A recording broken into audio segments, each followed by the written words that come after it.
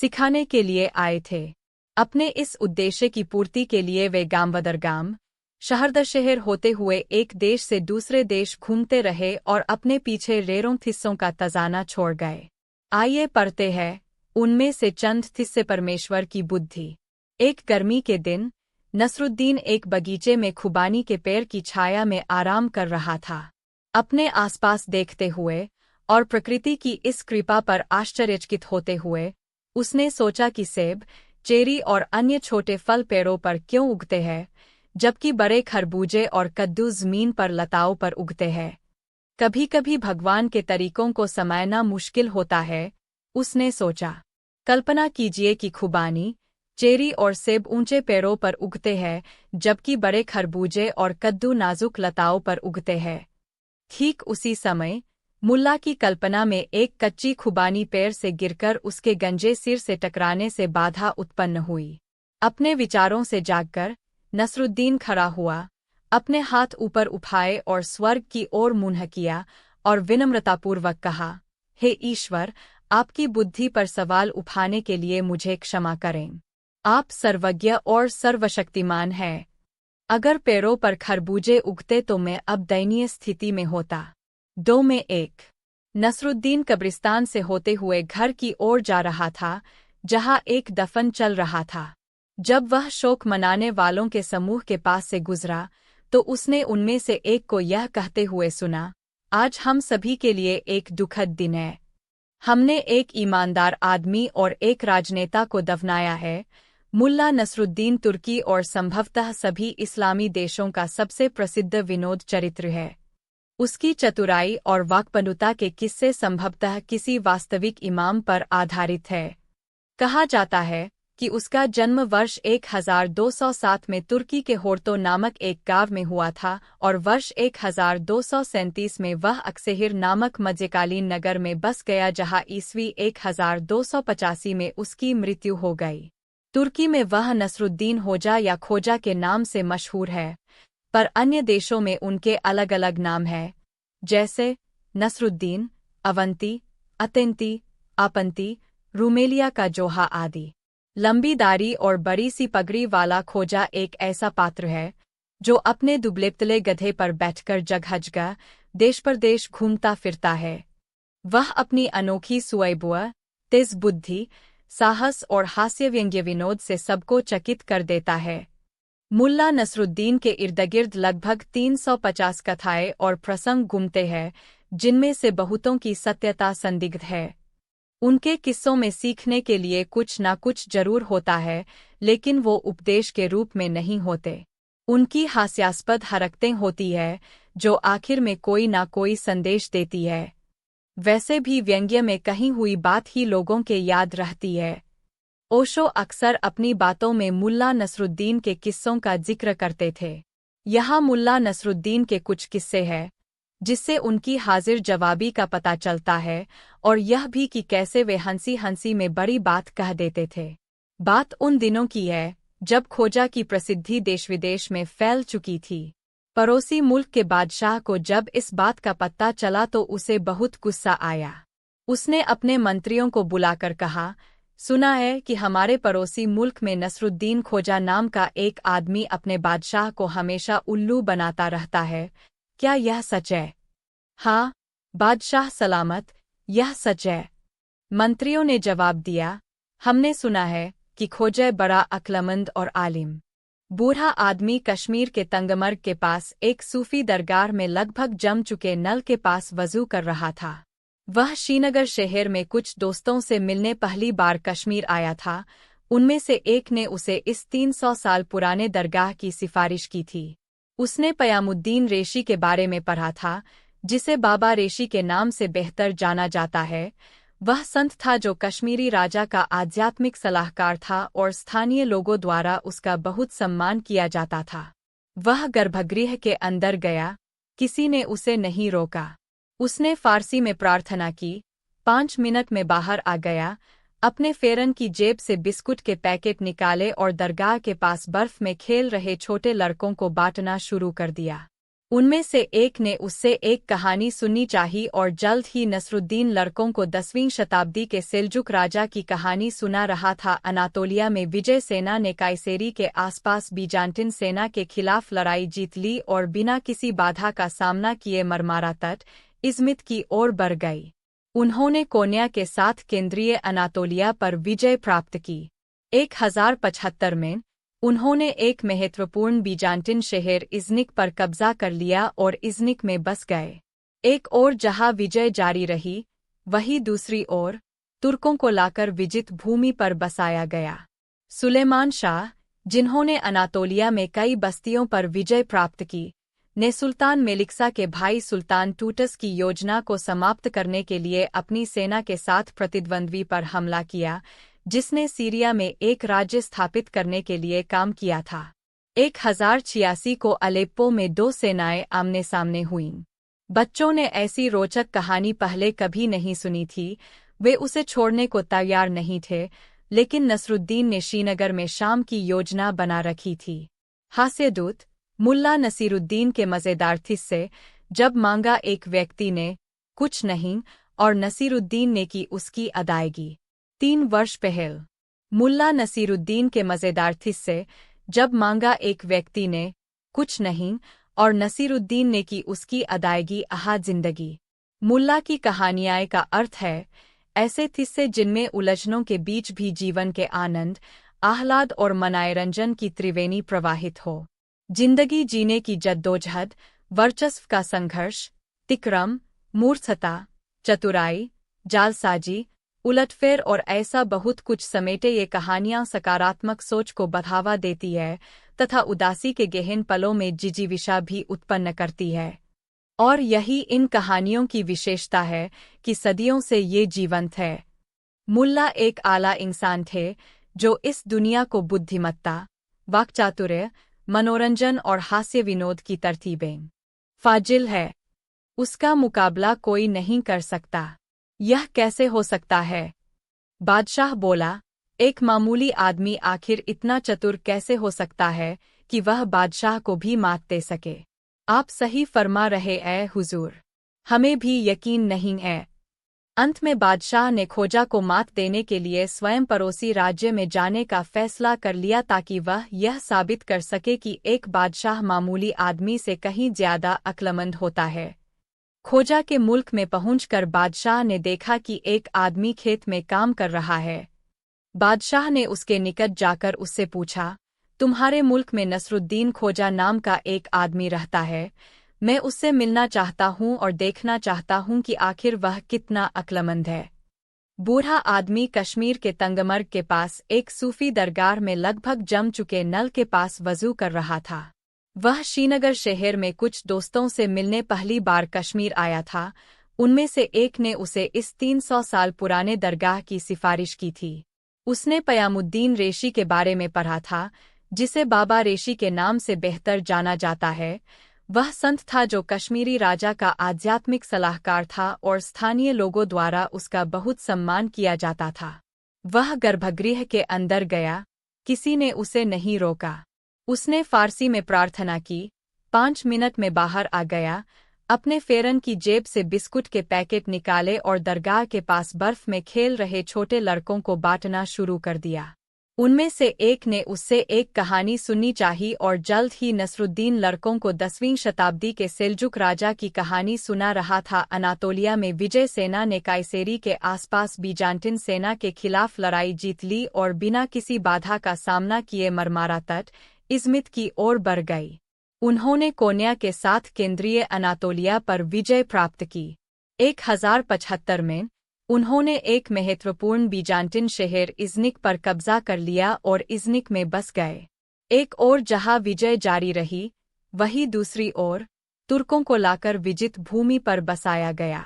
सुलेमान शाह, जिन्होंने अनातोलिया में कई बस्तियों पर विजय प्राप्त की, ने सुल्तान मेलिक्सा के भाई सुल्तान टूटस की योजना को समाप्त करने के लिए अपनी सेना के साथ प्रतिद्वंद्वी पर हमला किया, जिसने सीरिया में एक राज्य स्थापित करने के लिए काम किया था। 1086 को अलेप्पो में दो सेनाएं आमने सामने हुईं। बच्चों ने ऐसी रोचक कहानी पहले कभी नहीं सुनी थी। वे उसे छोड़ने को तैयार नहीं थे, लेकिन नसरुद्दीन ने श्रीनगर में शाम की योजना बना रखी थी। हास्यदूत मुल्ला नसीरुद्दीन के मज़ेदार किस्से। जब मांगा एक व्यक्ति ने कुछ नहीं और नसीरुद्दीन ने की उसकी अदायगी। 3 वर्ष पहले मुल्ला नसीरुद्दीन के मज़ेदार किस्से। जब मांगा एक व्यक्ति ने कुछ नहीं और नसीरुद्दीन ने की उसकी अदायगी। आहा जिंदगी मुल्ला की कहानियाँ का अर्थ है ऐसे किस्से जिनमें उलझनों के बीच भी जीवन के आनंद, आह्लाद और मनोरंजन की त्रिवेणी प्रवाहित हो। जिंदगी जीने की जद्दोजहद, वर्चस्व का संघर्ष, तिक्रम, मूर्खता, चतुराई, जालसाजी, उलटफेर और ऐसा बहुत कुछ समेटे ये कहानियाँ सकारात्मक सोच को बढ़ावा देती है तथा उदासी के गहन पलों में जिजीविषा भी उत्पन्न करती है। और यही इन कहानियों की विशेषता है कि सदियों से ये जीवंत है। मुल्ला एक आला इंसान थे जो इस दुनिया को बुद्धिमत्ता, वाक्चातुर्य, मनोरंजन और हास्य विनोद की तरतीबें सिखाने के लिए आए थे। अपने इस उद्देश्य की पूर्ति के लिए वे गांव दर गांव, शहर दर शहर होते हुए एक देश से दूसरे देश घूमते रहे और अपने पीछे रेरों किस्सों का तजाना छोड़ गए। आइए पढ़ते हैं उनमें से चंद किस्से। परमेश्वर की बुद्धि। एक गर्मी के दिन नसरुद्दीन एक बगीचे में खुबानी के पेड़ की छाया में आराम कर रहा था। अपने आसपास देखते हुए और प्रकृति की इस कृपा पर आश्चर्यचकित होते हुए उसने सोचा कि सेब, चेरी और अन्य छोटे फल पेड़ों पर क्यों उगते हैं, जबकि बड़े खरबूजे और कद्दू ज़मीन पर लताओं पर उगते हैं। कभी कभी भगवान के तरीकों को समझना मुश्किल होता है, उसने सोचा। कल्पना कीजिए कि खुबानी, चेरी और सेब ऊंचे पेड़ों पर उगते हैं, जबकि बड़े खरबूजे और कद्दू नाजुक लताओं पर उगते हैं। ठीक उसी समय मुल्ला की कल्पना में एक कच्ची खुबानी पेड़ से गिरकर उसके गंजे सिर से टकराने से बाधा उत्पन्न हुई। अपने विचारों से जागकर नसरुद्दीन खड़ा हुआ, अपने हाथ ऊपर उठाए और स्वर्ग की ओर मुंह किया और विनम्रतापूर्वक कहा, हे ईश्वर, आपकी बुद्धि पर सवाल उठाने के लिए मुझे क्षमा करें। आप सर्वज्ञ और सर्वशक्तिमान हैं। अगर पेड़ों पर खरबूजे उगते तो मैं अब दयनीय स्थिति में होता। 2 में 1 नसरुद्दीन कब्रिस्तान से होते हुए घर की ओर जा रहा था, जहां एक दफन चल रहा था। जब वह शोक मनाने वालों के समूह के पास से गुजरा, तो उसने उनमें से एक को यह कहते हुए सुना, आज हम सभी के लिए एक दुखद दिन है। हमने एक ईमानदार आदमी और एक राजनेता को दफनाया है। मुल्ला नसरुद्दीन तुर्की और संभवतः सभी इस्लामी देशों का सबसे प्रसिद्ध विनोद चरित्र है। उसकी चतुराई और वाक्पटुता के किस्से संभवतः किसी वास्तविक इमाम पर आधारित है। कहा जाता है कि उसका जन्म वर्ष 1207 में तुर्की के होर्तो नामक एक गांव में हुआ था और वर्ष 1237 में वह अक्सेहिर नामक मध्यकालीन नगर में बस गया, जहां ईस्वी 1285 में उसकी मृत्यु हो गई। तुर्की में वह नसरुद्दीन होजा या खोजा के नाम से मशहूर है, पर अन्य देशों में उनके अलग अलग नाम हैं, जैसे नसरुद्दीन, अवंती, अतेंती, आपंती, रूमेलिया का जोहा आदि। लंबी दाढ़ी और बड़ी सी पगड़ी वाला खोजा एक ऐसा पात्र है जो अपने दुबले-पतले गधे पर बैठकर जगह जगह देश परदेश घूमता फिरता है। वह अपनी अनोखी सुअबुआ, तेज बुद्धि, साहस और हास्य व्यंग्य विनोद से सबको चकित कर देता है। मुल्ला नसरुद्दीन के इर्दगिर्द लगभग 350 कथाएं और प्रसंग घूमते हैं, जिनमें से बहुतों की सत्यता संदिग्ध है। उनके किस्सों में सीखने के लिए कुछ ना कुछ जरूर होता है, लेकिन वो उपदेश के रूप में नहीं होते।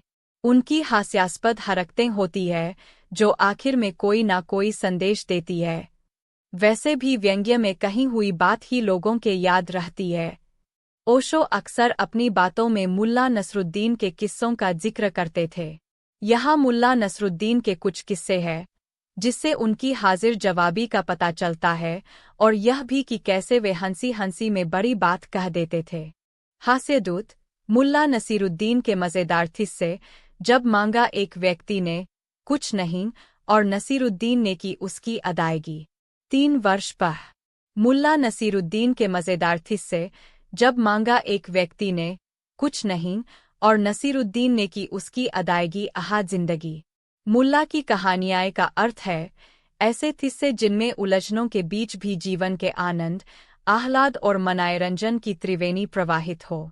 जिंदगी जीने की जद्दोजहद, वर्चस्व का संघर्ष, तिक्रम, मूर्खता, चतुराई, जालसाजी, उलटफेर और ऐसा बहुत कुछ समेटे ये कहानियाँ सकारात्मक सोच को बढ़ावा देती है तथा उदासी के गहन पलों में जिजीविषा भी उत्पन्न करती है। और यही इन कहानियों की विशेषता है कि सदियों से ये जीवंत है। मुल्ला एक आला इंसान थे जो इस दुनिया को बुद्धिमत्ता, वाक्चातुर्य, मनोरंजन और हास्य विनोद की तरतीबें सिखाने के लिए आए थे। अपने इस उद्देश्य की पूर्ति के लिए वे गांव बदर गांव, शहर दर शहर होते हुए एक देश से दूसरे देश घूमते रहे और अपने पीछे रेरों किस्सों का खजाना छोड़ गए। आइए पढ़ते हैं उनमें से चंद किस्से। Quiz banner. हास्यदूत। मुल्ला नसीरुद्दीन के मज़ेदार किस्से। जब मांगा एक व्यक्ति ने कुछ नहीं और नसीरुद्दीन ने की उसकी अदायगी। 3 वर्ष पहले। मुल्ला नसीरुद्दीन के मज़ेदार किस्से। जब मांगा एक व्यक्ति ने कुछ नहीं और नसीरुद्दीन ने की उसकी अदायगी आहा जिंदगी।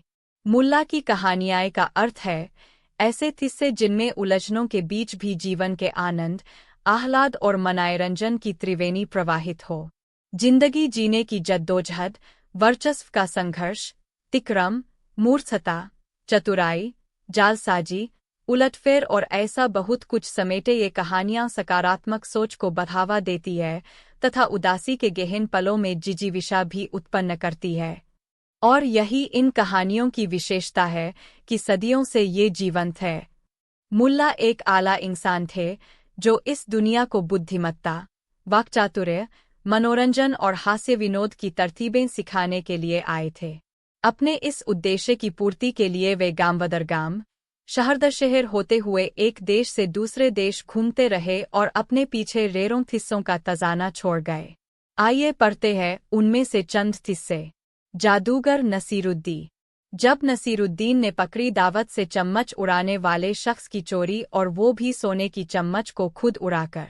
बात तब की है जब मुल्ला नसीरुद्दीन बुखारा में था, उसकी शोहरत बुलंदियों पर थी। बुसारा के अमीर लोग मुल्ला नसीरुद्दीन की सोहबत पसंद करते थे। जब कभी किसी रईस के घर कोई दावत होती तो वहां से नसीरुद्दीन को बुलावा अवश्य आता। नसीरुद्दीन भी ऐसी दावतों में जाना पसंद करता था क्योंकि इससे कई तरह के लोगों से मिलना जुलना हो जाता था और आसपास घटित हो रही घटनाओं की जानकारी भी मिल जाती थी। एक दिन मुल्ला नसीरुद्दीन को बुसारा के एक बड़े रईस ने अपने घर दावत पर बुलाया। रईस के घर पोते ने जन्म लिया था। पोते के जन्म से रईस बहुत खुश था। रईस ने बड़ी शान से पोते के जन्म का जश्न मनाने का फैसला किया था, इसलिए दावत में हर तरह के पकवान का इंतजाम उसने किया। इस व्यवस्था के साथ ही उसने इस दावत में बुसारा के सभी नामी गिरामी लोगों को बुलावा भेजा था तथा मुल्ला नसीरुद्दीन जैसे लोगों से खुद मिलकर गुजारिश कर आया था कि वे उसके घर दावत में जरूर आएं। दावत के समय जब मुल्ला नसीरुद्दीन रईस के घर पहुंचा, उस समय तक रईस के लगभग सभी अतिथि वहां आ चुके थे। अतिथियों के बीच मुल्ला नसीरुद्दीन अपनी पतली लंबी दाढ़ी और नोकदार टोपी के कारण सबके आकर्षण का केंद्र बना हुआ था। लोग चौकड़ियों में खड़े बातें कर रहे थे। रईस के आग्रह पर दावत आरंभ हुई। दावत के दौरान रईस ने अपनी दौलत का हरसंभव प्रदर्शन किया था। सोने की थाली, चांदी के कटोरे, सोने के चम्मच का दावत के दौरान भरपूर उपयोग हुआ था। मुल्ला नसीरुद्दीन के आगे वाली पांत में भोजन करने के लिए एक नीली शेरवानी वाला आदमी बैठा था। मुल्ला ने देखा कि उसने सोने का एक चम्मच, जिसके बेंच पर हीरे जड़े थे, अपने बाएं हाथ से उठाया और इधर-उधर देखते हुए उस चम्मच को चुपके से शेरवानी की बाईं जेब के हवाले कर दिया। यह काम उसने इतनी चालाकी से किया था कि उसकी इस हरकत का पास बैठे लोगों को भी अंदाज नहीं लगा। मुल्ला नसीरुद्दीन उस व्यक्ति पर अपनी निगाहें टिकाए रहा। जब पांत में बैठे लोगों का भोजन समाप्त हो गया, तब मुल्ला नसीरुद्दीन अपनी जगह से उठा और अपनी दाढ़ी सहलाता हुआ बड़े ही नाटकीय ढंग से बोला, अजीज दोस्तों, मैं मुल्ला नसीरुद्दीन हूँ। कुछ दिन पहले मैं चीन के एक जादूगर का मेहमान था। मैंने जादूगर से कुछ रोचक और रोमांचक जादू सीखी है। खुशी के इस मौके पर मैं चाहता हूं कि आप लोगों को अपना जादू दिखाऊं। लोगों को भला क्या ऐतराज हो सकता था। सबने एक स्वर से मुल्ला नसीरुद्दीन को जादू दिखाने के लिए कहा। मुल्ला नसीरुद्दीन ने अपनी थाली से सोने का चम्मच निकाला और सबको दिखाते हुए कहा, दोस्तों, देखो, मैंने यह चम्मच अपनी शेरवानी की बाईं जेब में रखी। अच्छा, बताओ चम्मच कहाँ है? सबने कहा, आपकी शेरवानी की बाईं जेब में। मुल्ला नसीरुद्दीन ने तपाक से कहा, गलत। फिर उसने दावत देने वाले रईस से कहा, जनाब, आप जरा नीली शेरवानी वाले महाशय की शेरवानी की बाईं जेब में हाथ डालकर देखें। मुझे लगता है कि चम्मच वहीं है। रईस ने नीली शेरवानी वाले की बाईं जेब में हाथ डाला तो उसके हाथ में चम्मच आ गया। सबने मुल्ला नसीरुद्दीन की कला का स्वागत ताली बजाकर किया, लेकिन नीली शेरवानी वाला शख्स मुल्ला नसीरुद्दीन से आंखें भी नहीं मिला पाया। कुछ नहीं की अदायगी।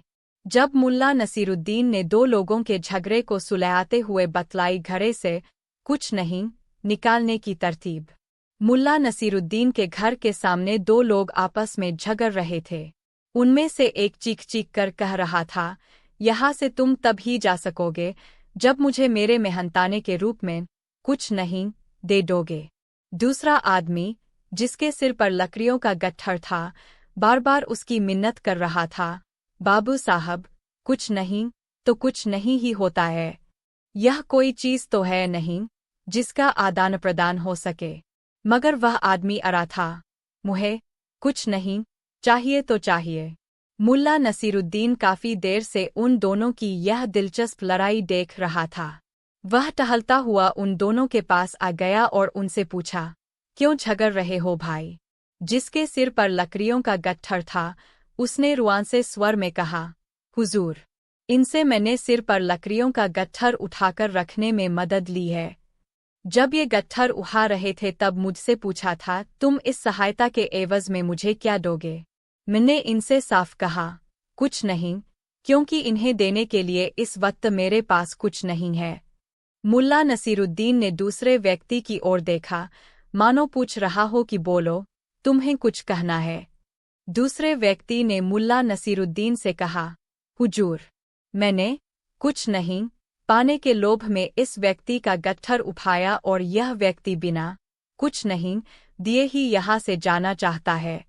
मैं तो बिना कुछ नहीं लिए इसे यहाँ से जाने ही नहीं दूंगा। मुल्ला नसीरुद्दीन की समझ में सारी बात आ गई। उसने कहा, अच्छा, अब दोनों झगड़ना बंद करो। मैं इसके बदले में तुम्हें कुछ नहीं देता हूँ।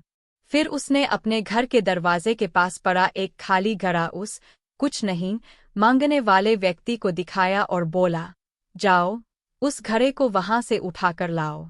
वह व्यक्ति घड़ा उठाकर ले आया। मुल्ला नसीरुद्दीन ने उस व्यक्ति से कहा, देखो, उस घड़े में क्या है? उस व्यक्ति ने घड़े में झांककर कहा, घड़े में कुछ नहीं है। ठीक है, मुल्ला नसीरुद्दीन ने कहा, अब तुम उस घड़े से कुछ नहीं निकाल लो और घड़ा वहीं रख आओ जहां से उसे उठाकर लाए हो। वह व्यक्ति असमंजस की स्थिति में थोड़ी देर तक वहीं खड़ा रहा और फिर घड़ा उठाकर जहां से उठाया था वहीं रख आया और अपनी राह चला गया। मुल्ला नसीरुद्दीन ने गट्ठर लिए खड़े व्यक्ति से कहा, ठीक है भाई, अब तुम भी जाओ। और अपनी दाढ़ी सहलाता हुआ मुल्ला नसीरुद्दीन अपने घर की ओर मुड़ गया। Quiz banner. हास्यदूत। मुल्ला नसीरुद्दीन के मज़ेदार किस्से। जब मांगा एक व्यक्ति ने कुछ नहीं और नसीरुद्दीन ने की उसकी अदायगी। 3 वर्ष पहले। मुल्ला नसीरुद्दीन के मज़ेदार किस्से।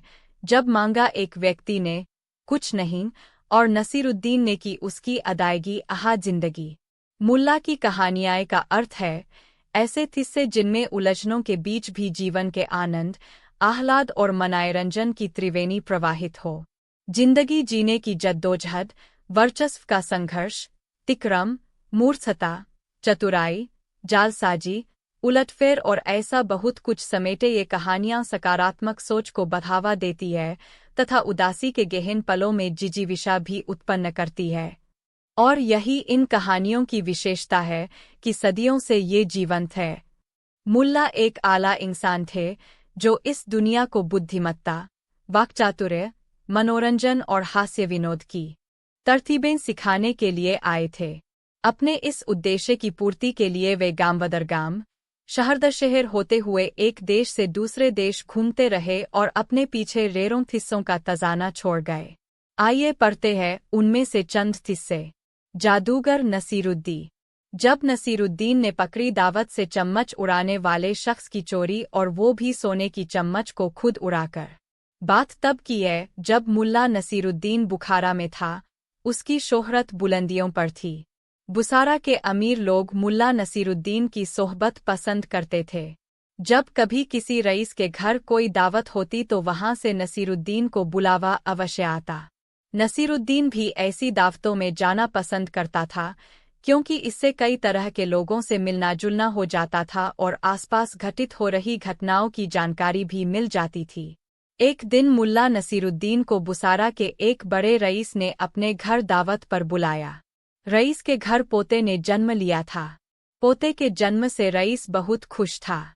रईस ने बड़ी शान से पोते के जन्म का जश्न मनाने का फैसला किया था। इसलिए दावत में हर तरह के पकवान का इंतजाम उसने किया। इस व्यवस्था के साथ ही उसने इस दावत में बुसारा के सभी नामी गिरामी लोगों को बुलावा भेजा था तथा मुल्ला नसीरुद्दीन जैसे लोगों से खुद मिलकर गुजारिश कर आया था कि वे उसके घर दावत में जरूर आएं। दावत के समय जब मुल्ला नसीरुद्दीन रईस के घर पहुंचा, उस समय तक रईस के लगभग सभी अतिथि वहां आ चुके थे।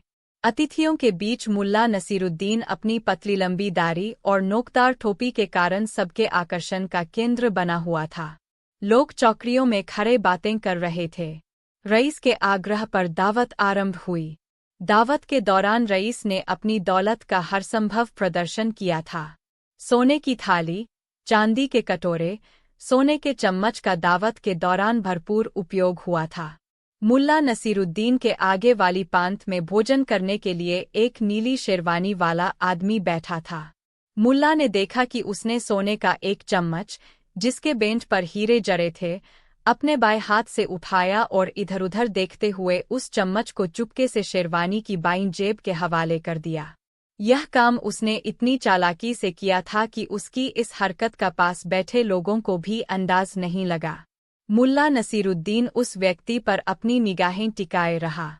जब पांत में बैठे लोगों का भोजन समाप्त हो गया, तब मुल्ला नसीरुद्दीन अपनी जगह से उठा और अपनी दाढ़ी सहलाता हुआ बड़े ही नाटकीय ढंग से बोला, अजीज दोस्तों, मैं मुल्ला नसीरुद्दीन हूँ। कुछ दिन पहले मैं चीन के एक जादूगर का मेहमान था। मैंने जादूगर से कुछ रोचक और रोमांचक जादू सीखी है। खुशी के इस मौके पर मैं चाहता हूं कि आप लोगों को अपना जादू दिखाऊं। लोगों को भला क्या ऐतराज हो सकता था। सबने एक स्वर से मुल्ला नसीरुद्दीन को जादू दिखाने के लिए कहा। मुल्ला नसीरुद्दीन ने अपनी थाली से सोने का चम्मच निकाला और सबको दिखाते हुए कहा, दोस्तों, देखो, मैंने यह चम्मच अपनी शेरवानी की बाईं जेब में रखी। अच्छा, बताओ चम्मच कहाँ है? सबने कहा, आपकी शेरवानी की बाईं जेब में। मुल्ला नसीरुद्दीन ने तपाक से कहा, गलत।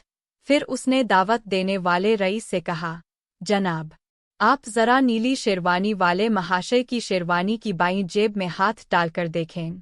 मुझे लगता है कि चम्मच वहीं है। रईस ने नीली शेरवानी वाले की बाईं जेब में हाथ डाला तो उसके हाथ में चम्मच आ गया। सबने मुल्ला नसीरुद्दीन की कला का स्वागत ताली बजाकर किया, लेकिन नीली शेरवानी वाला शख्स मुल्ला नसीरुद्दीन से आंखें भी नहीं मिला पाया। कुछ नहीं की अदायगी। जब मुल्ला नसीरुद्दीन ने दो लोगों के झगड़े को सुलझाते हुए बतलाई घड़े से कुछ नहीं निकालने की तरतीब। मुल्ला नसीरुद्दीन के घर के सामने दो लोग आपस में झगड़ रहे थे। उनमें से एक चीख कर कह रहा था, यहाँ से तुम तब ही जा सकोगे जब मुझे मेरे मेहनताने के रूप में कुछ नहीं दे दोगे। दूसरा आदमी, जिसके सिर पर लकड़ियों का गट्ठर था, बार बार उसकी मिन्नत कर रहा था, बाबू साहब, कुछ नहीं तो कुछ नहीं ही होता है। यह कोई चीज़ तो है नहीं जिसका आदान प्रदान हो सके। मगर वह आदमी अड़ा था। मुहे कुछ नहीं, चाहिए तो चाहिए। मुल्ला नसीरुद्दीन काफी देर से उन दोनों की यह दिलचस्प लड़ाई देख रहा था। वह टहलता हुआ उन दोनों के पास आ गया और उनसे पूछा, क्यों झगड़ रहे हो भाई? जिसके सिर पर लकड़ियों का गट्ठर था, उसने रुआंसे स्वर में कहा, हुजूर, इनसे मैंने सिर पर लकड़ियों का गट्ठर उठाकर रखने में मदद ली है। जब ये गट्ठर उठा रहे थे तब मुझसे पूछा था, तुम इस सहायता के एवज में मुझे क्या दोगे? मैंने इनसे साफ कहा, कुछ नहीं, क्योंकि इन्हें देने के। बादशाह अब यह समझ गए कि बीरबल ने उसकी चालाकी पकड़ ली है। अगले दिन बादशाह ने बीरबल से पूछा, बीरबल, तुम्हारे धर्मकर्म की बड़ी चर्चा है, पर तुमने कल एक भूखे को निराश ही लौटा दिया, क्यों? आलमपनाह, मैंने किसी भूखे को नहीं, बल्कि एक ढोंगी को लौटा दिया था, और मैं यह बात भी जान गया हूं कि वह ढोंगी आपके कहने पर मुझे बेवकूफ़ बनाने आया था। अकबर ने कहा, बीरबल, तुमने कैसे जाना कि यह वाकई भूखा न होकर ढोंगी है? उसके पैरों और पैरों की चप्पल देखकर यह सच है कि उसने अच्छा भेष बनाया था, मगर उसके पैरों की चप्पल कीमती थी। बीरबल ने आगे कहा, माना कि चप्पल उसे भीख में मिल सकती थी, पर उसके कोमल, मुलायम पैर तो भीख में नहीं मिले थे, इसलिए कंकर की गरन सहन न कर सके। इतना कहकर बीरबल ने बताया कि किस प्रकार उसने उस मनुष्य की परीक्षा लेकर जान लिया कि उसे नंगे पैर चलने की भी आदत नहीं, वह दरिद्र नहीं बल्कि किसी अच्छे कुल का खाता कमाता पुरुष है। बादशाह बोले, क्यों न हो, वह मेरा खास सैनिक है। फिर बहुत प्रसन्न होकर बोले, सचमुच बीरबल, माबदौलत तुमसे बहुत खुश हुए। तुम्हें धोखा देना आसान काम नहीं है। बादशाह के साथ साजिश में शामिल हुए सभी दरबारियों के चेहरे बुझ गए। बादशाह अकबर अपनी बेगम से किसी बात पर नाराज हो गए। नाराजगी इतनी बढ़ गई कि उन्हें बेगम को मायके जाने को कह दिया। बेगम ने सोचा कि शायद बादशाह ने गुस्से में ऐसा कहा है, इसलिए वह मायके नहीं गईं। जब बादशाह ने देखा कि बेगम अभी तक मायके नहीं गई है, तो उन्होंने गुस्से में कहा, तुम अभी तक यहीं हो, गई नहीं, सुबह होते ही अपने मायके चली जाना वरना अच्छा न होगा। तुम चाहो तो अपनी मनपसंद चीज साथ ले जा सकती हो। बेगम सिसक कर जनानखाने में चली गईं। वहां जाकर उसने बीरबल को बुलाया। बीरबल बेगम के सामने पेश हो गया। बेगम ने बादशाह की नाराजगी के बारे में बताया और उनके हुक्म को भी बता दिया। बेगम साहिबा, अगर बादशाह ने हुक्म दिया है तो जाना ही पड़ेगा, और अपनी मनपसंद चीज ले जाने की बाबत जैसा मैं कहता हूँ वैसा ही करें, बादशाह की नाराजगी भी दूर हो जाएगी।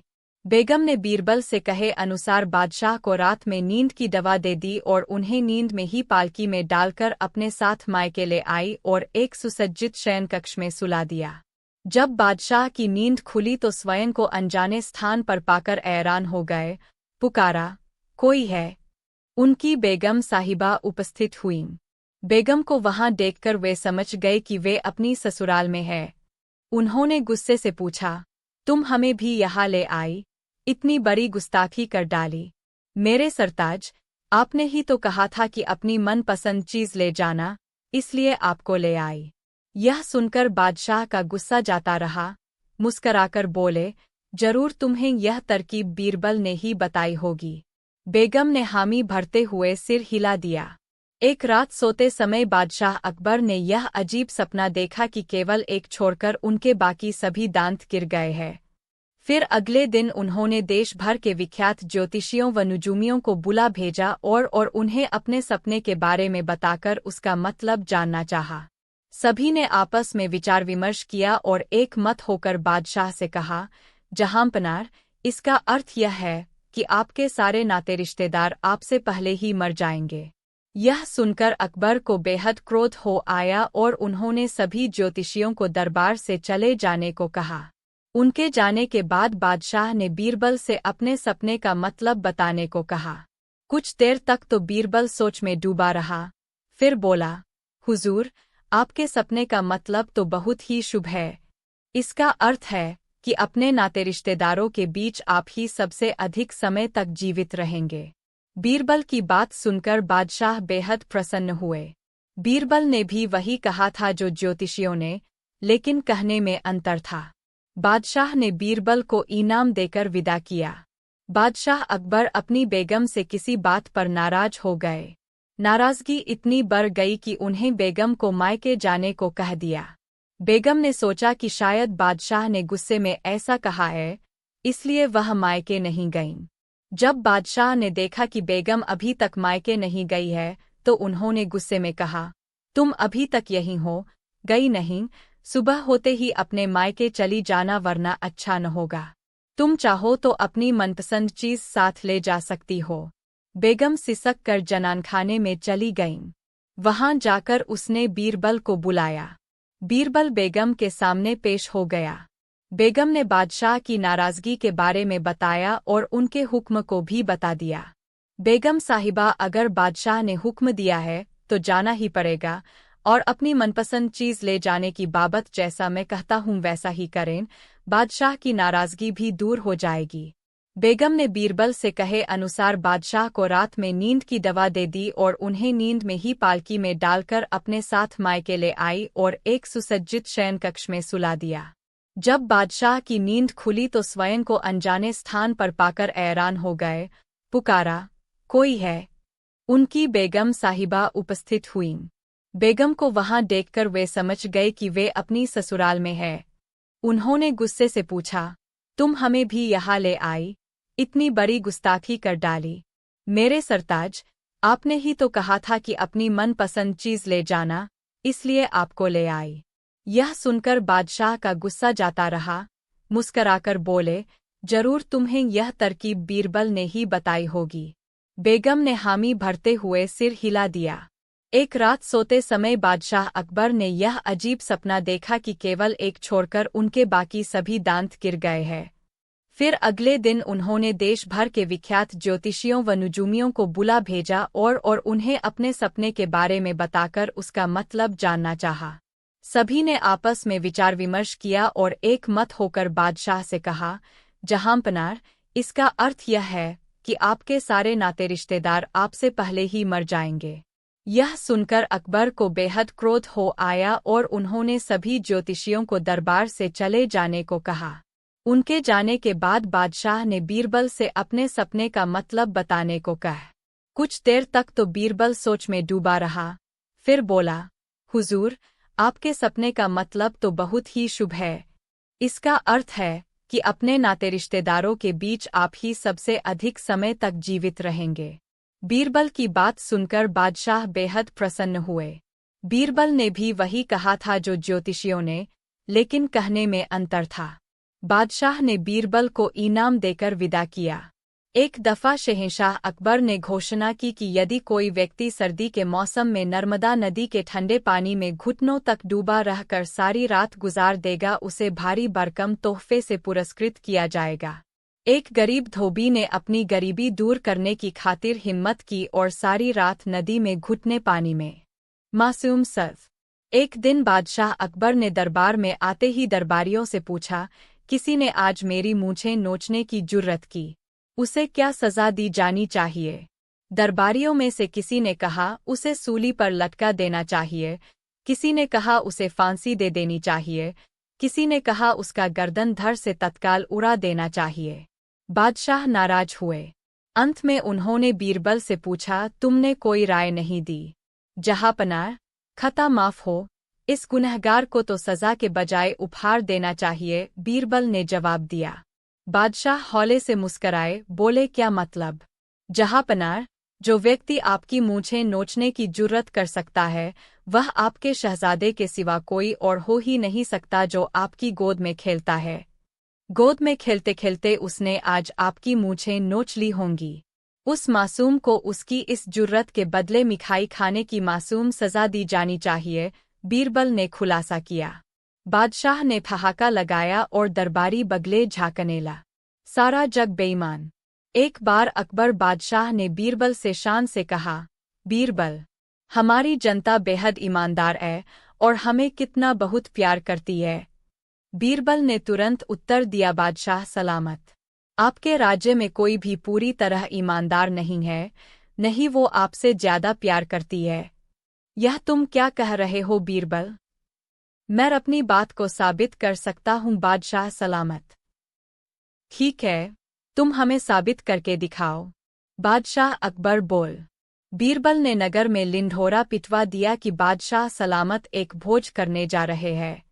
उसके लिए सारी प्रजा से अनुरोध है कि कल सुबह दिन निकलने से पहले हर आदमी एक एक लोटा दूध डाल दे। कराहे रखवा दिए गए हैं, उनमें हर आदमी दूध डाल जाए। हर आदमी ने यही सोचा कि जहां इतना दूध इकट्ठा होगा वहां उसके एक लोटे पानी का क्या पता चलेगा। हर आदमी कराहों में पानी डाल गया। सुबह जब अकबर ने उन कराही को देखा जिनमें जनता से दूध डालने को कहा गया था तो दंग रह गए। उन कराहों में तो केवल सफ़ेद पानी था। अकबर को वस्तुस्थिति का पता चल गया। चोर की दाढ़ी में तिनका। बादशाह अकबर बीरबल से अक्सर अजीब सवाल तो पूछते ही थे, लेकिन एक दिन उन्होंने बीरबल को छकाने की एक तरकीब खोज निकाली। उन्होंने अपनी बेशकीमती अंगूठी छिपाकर एक सरदार को दे दी और उससे बात छुपाकर रखने के लिए कहा। जब बीरबल उनके पास आए तो बादशाह ने कहा, आज हमारी अंगूठी खो गई है। सुबह तो वह हमारे पास ही थी। शौच जाते वक्त मैंने उतार कर रख दी और जब वापस लौटा तो देखा कि अंगूठी गायब है। बीरबल चुपचाप सुनते रहे। बादशाह ने आगे कहा, मुझे यकीन है कि यह काम महल के ही किसी व्यक्ति का हुए। बाहरी आदमी ऐसी हिम्मत नहीं कर सकता। बीरबल, तुम ज्योतिष शास्त्र बखूबी जानते हो, आथा चोर का पता लगाओ। बीरबल ने उस जगह का पता पूछा जहां उन्होंने शौच जाने से पहले अंगूठी रखी थी। बादशाह अकबर ने एक अलमारी की ओर इशारा किया। बीरबल ने उस अलमारी के पास जाकर उससे कान लगाकर कुछ देर बाद हटा लेने का नाटक किया। देखने से यह लगता था जैसे वह कोई बात सुनने की कोशिश कर रहा है। कुछ देर बाद बीरबल ने बादशाह की तरफ देखकर कहा, अलमारी साफ बताती है कि जिसके पास अंगूठी है उसकी दाढ़ी में तिनका है। बीरबल की बात को जब पास ही बैठे सरदार ने सुना जिसको बादशाह ने अंगूठी दी थी तो यह घबराकर अपना मुंह और दाढ़ी टटोलने लगा। बीरबल पहले से ही चौकन्ने थे। सरदार की हरकत उनसे छिपी नहीं रह सकी। फौरन ही बीरबल ने उस सरदार को पकड़कर बादशाह के सामने पेश किया और कहा, जहांपनार, आपकी अंगूठी के चोर यही है। यह बात बादशाह पहले से ही जानते थे। वह बीरबल की इस चतुराई से बेहद खुश था। आदमी एक रूप तीन। एक बार बादशाह अकबर ने बीरबल से पूछा, क्या तुम हमें 3 तरह की खूबियां एक ही आदमी में दिखा सकते हो? जी हुजूर, पहली तोते की, दूसरी शेर की, तीसरी गधे की, परंतु आज नहीं, कल। बीरबल ने कहा, ठीक है, तुम्हें कल का समय दिया जाता है। बादशाह ने इजाजत देते हुए कहा। अगले दिन बीरबल एक व्यक्ति को पालकी में डालकर लाया और उसे पालकी से बाहर निकाला। फिर उस आदमी को शराब का एक पैग दिया।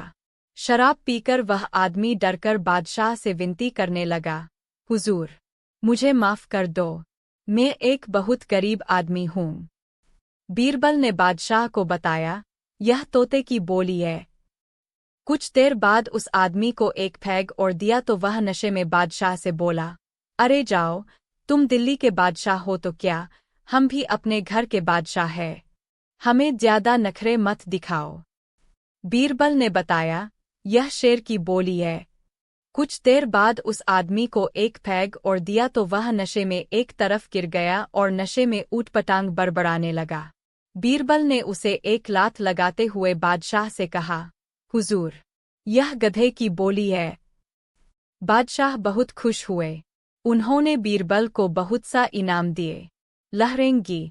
एक दिन अकबर बादशाह के दरबार में एक व्यक्ति नौकरी मांगने के लिए अर्जी लेकर आया।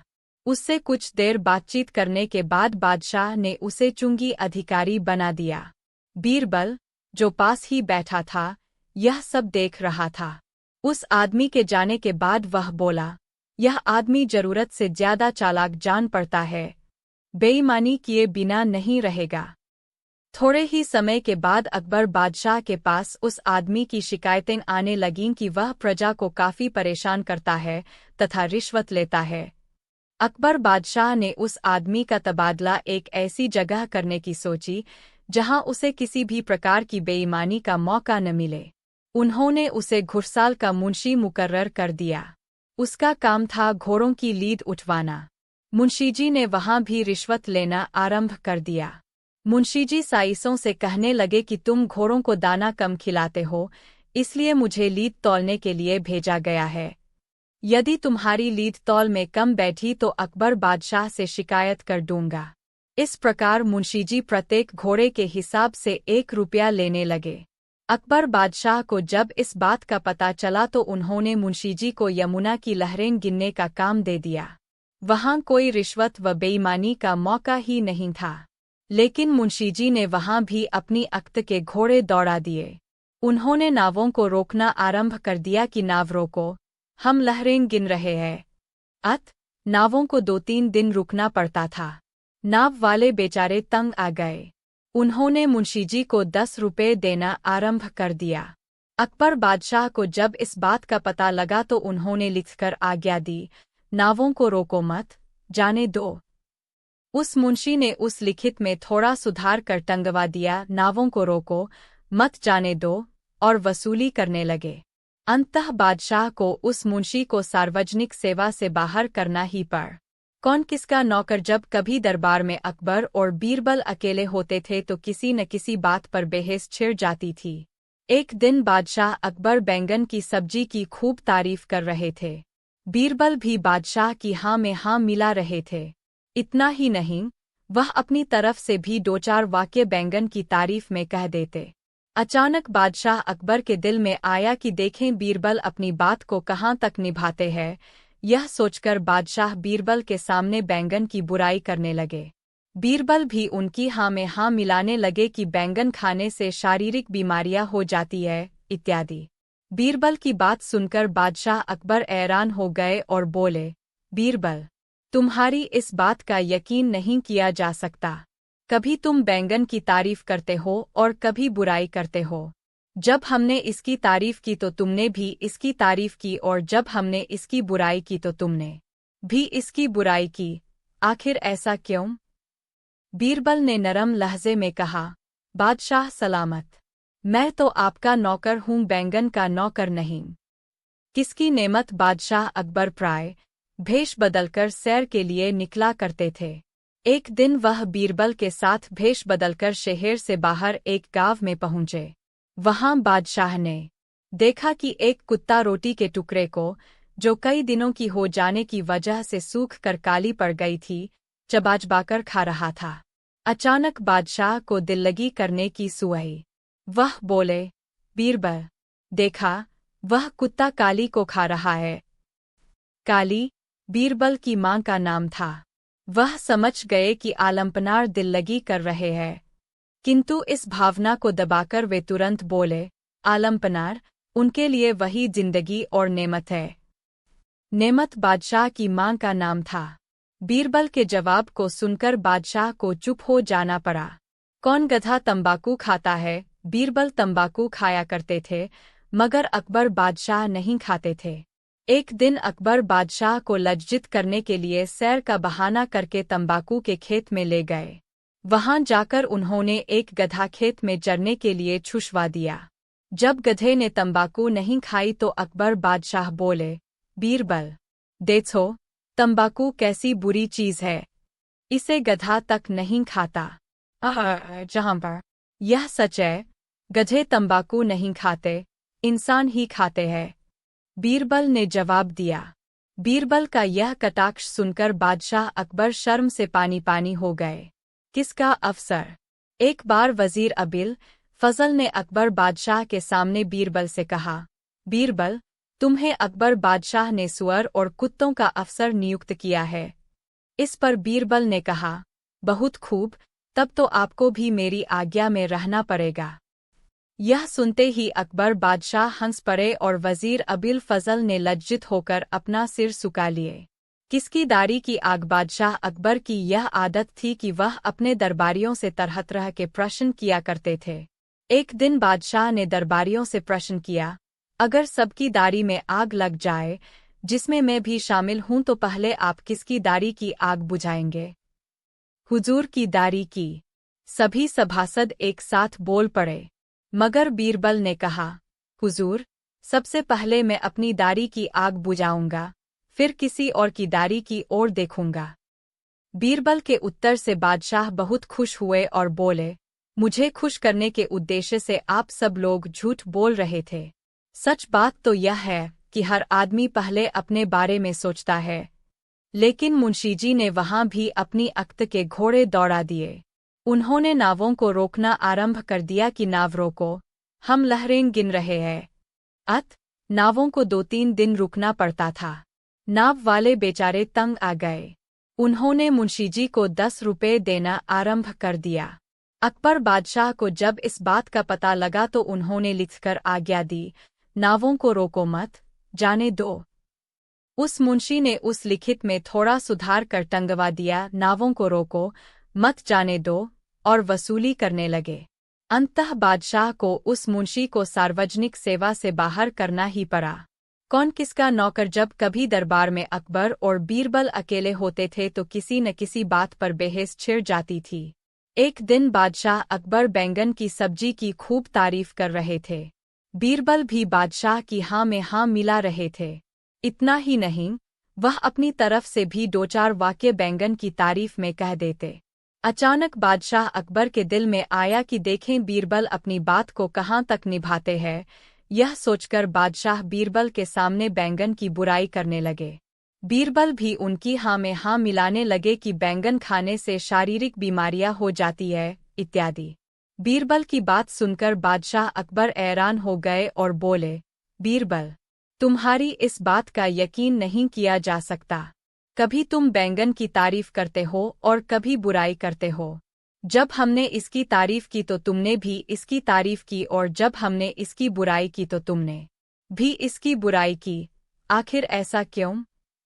बीरबल ने नरम लहजे में कहा, बादशाह सलामत, मैं तो आपका नौकर हूँ, बैंगन का नौकर नहीं। किसकी नेमत। बादशाह अकबर प्राय भेष बदलकर सैर के लिए निकला करते थे। एक दिन वह बीरबल के साथ भेष बदलकर शहर से बाहर एक गांव में पहुंचे। वहां बादशाह ने देखा कि एक कुत्ता रोटी के टुकड़े को, जो कई दिनों की हो जाने की वजह से सूख कर काली पड़ गई थी, चबाचबाकर खा रहा था। अचानक बादशाह को दिल्लगी करने की सुई। वह बोले, बीरबल, देखा, वह कुत्ता काली को खा रहा है। काली बीरबल की मां का नाम था। वह समझ गए कि आलमपनार दिल्लगी कर रहे हैं, किंतु इस भावना को दबाकर वे तुरंत बोले, आलमपनार उनके लिए वही जिंदगी और नेमत है। नेमत बादशाह की मां का नाम था। बीरबल के जवाब को सुनकर बादशाह को चुप हो जाना पड़ा। कौन गधा तंबाकू खाता है? बीरबल तंबाकू खाया करते थे, मगर अकबर बादशाह नहीं खाते थे। एक दिन अकबर बादशाह को लज्जित करने के लिए सैर का बहाना करके तंबाकू के खेत में ले गए। वहां जाकर उन्होंने एक गधा खेत में चरने के लिए छुड़वा दिया। जब गधे ने तंबाकू नहीं खाई तो अकबर बादशाह बोले, बीरबल, देखो, तंबाकू कैसी बुरी चीज है, इसे गधा तक नहीं खाता। जहां पर यह सच है, गधे तंबाकू नहीं खाते, इंसान ही खाते हैं, बीरबल ने जवाब दिया। बीरबल का यह कटाक्ष सुनकर बादशाह अकबर शर्म से पानी पानी होगा। किसका अफसर? एक बार वजीर अबिल फजल ने अकबर बादशाह के सामने बीरबल से कहा, बीरबल, तुम्हें अकबर बादशाह ने सुअर और कुत्तों का अफसर नियुक्त किया है। इस पर बीरबल ने कहा, बहुत खूब, तब तो आपको भी मेरी आज्ञा में रहना पड़ेगा। यह सुनते ही अकबर बादशाह हंस पड़े और वजीर अबिल फजल ने लज्जित होकर अपना सिर झुका लिए।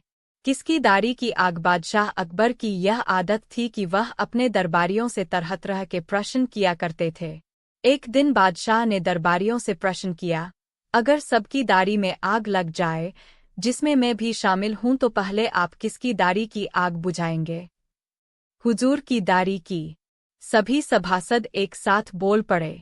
मगर बीरबल ने कहा, हुजूर, सबसे पहले मैं अपनी दाढ़ी की आग बुझाऊंगा, फिर किसी और की दाढ़ी की ओर देखूंगा।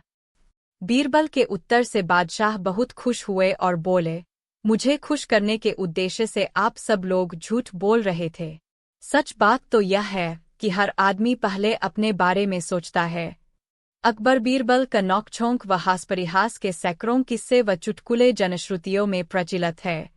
महान सम्राट अकबर और उनका अंतरंग मित्र बीरबल एक दूसरे के पर्याय माने जाते हैं। बीरबल अकबर के नवरत्नों में सर्वाधिक लोकप्रिय और बुद्धिमान थे। हो व्यापारी बने हुए बीरबल ने कहा, भैया हम अपनी नाव चला रहे हैं, आपको कोई परेशानी हुई क्या?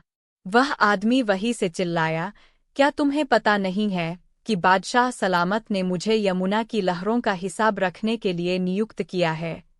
तुमने मेरा सारा हिसाब गड़बड़ कर दिया, तुम्हें इसकी सजा मिलेगी।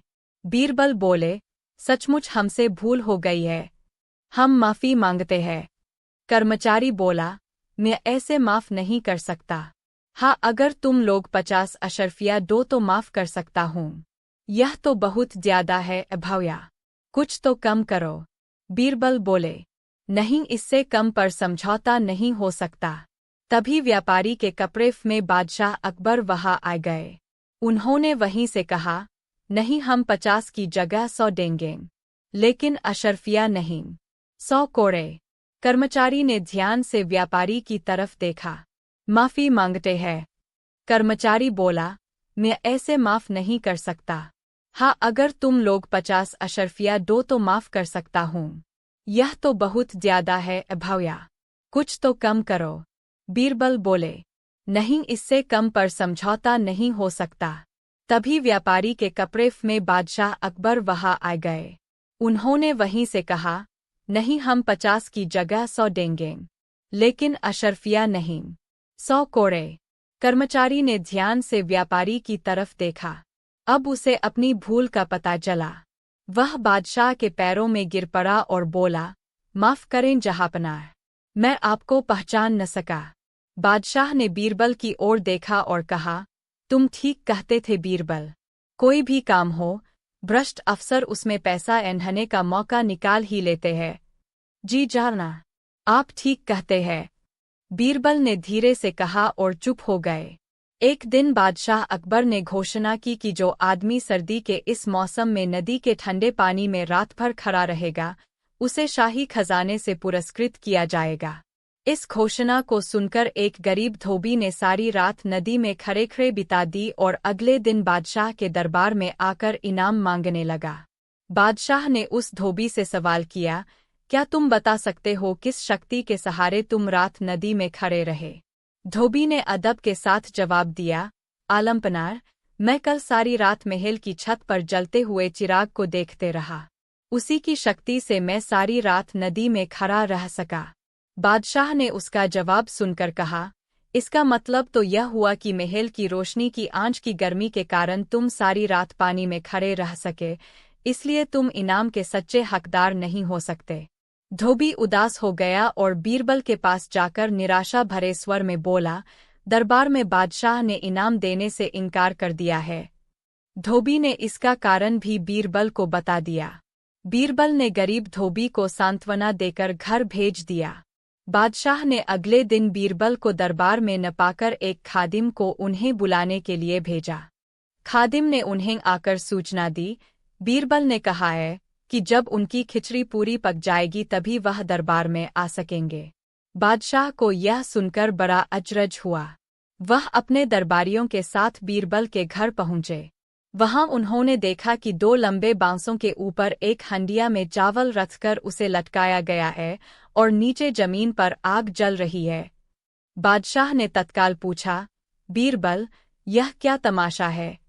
क्या इतनी दूरी पर रखी हंडिया में खिचड़ी पक जाएगी? हुजूर, जरूर पक जाएगी, बीरबल ने उत्तर दिया। कैसे? बादशाह ने कौतूहलवश पूछा। जहांपनार, बिल्कुल वैसे ही जैसे महल के ऊपर जल रहे दिए की गर्मी के कारण धोबी सारी रात नदी के पानी में खड़ा रहा, बीरबल ने कहा। बादशाह अकबर बीरबल का यह तर्कसंगत उत्तर सुनकर लज्जित हुए। उन्होंने तुरंत धोबी को ढूंढ लाने और पुरस्कृत करने का आदेश जारी कर दिया। काम के लिए उन्होंने बढ़िया धोबियों की पूरी फौज लगा रखी है, तो हम भी शहर के तमाम धोबियों को इस काम पर लगाए देते हैं। अकबर ने कहा। इस पर कुम्हार बोला, जहाँपनाह, शहर का एक बेहतरीन धोबी मेरे पड़ोस में रहता है, वह अकेला इस काम के लिए काफ़ी है। अकबर ने मन ही मन सोचा, तो यह अपने पड़ोसी को फंसाना चाहता है। लेकिन उन्होंने कहा, ठीक है, हम उसी को बुला लेते हैं। अकबर